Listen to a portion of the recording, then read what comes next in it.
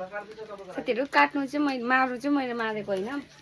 म चाहिँ खालि यस्तो चिजहरू मात्रै मनपर्छ। मलाई चाहिँ हुन्छ नि अब भुटाल्नु ओर्नु चाहिँ पुरा मनपर्छ नि त।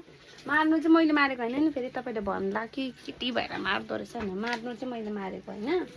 मार्नु चाहिँ हाम्रो यहाँको दादाले नै मार्नु भएको। सो गर्नु चाहिँ मैले गरेको। दुईवटा कुखुरा छ नि त है।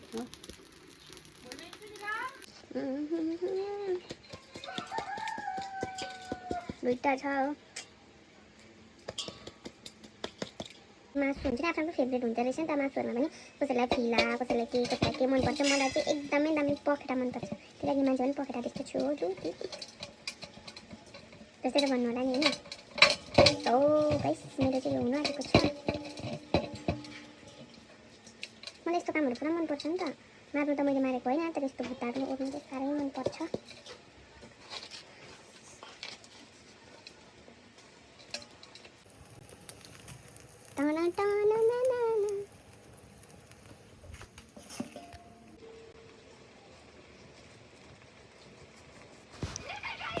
अब चाहिँ साथीहरू यसलाई काट्ने बेला आयो।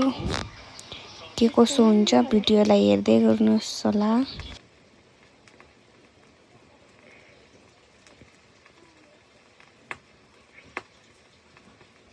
कलिलो मासु हो नि त साथीहरू। त्यसले गर्दाखेरि चाहिँ एकदमै ज्यादा कामहरू हुन्छ। पुरा जोकेर गर्नुपर्छ। एकदम मिस भयो भने गयो।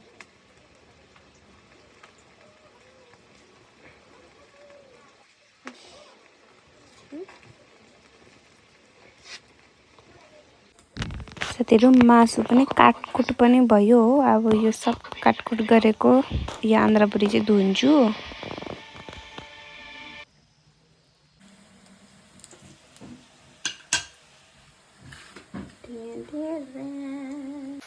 झन् अब मासु बनाएको कसरी बनाउँछ भनेर मजाले भिडियो बनाएर देखाउँछु भनेको त नि।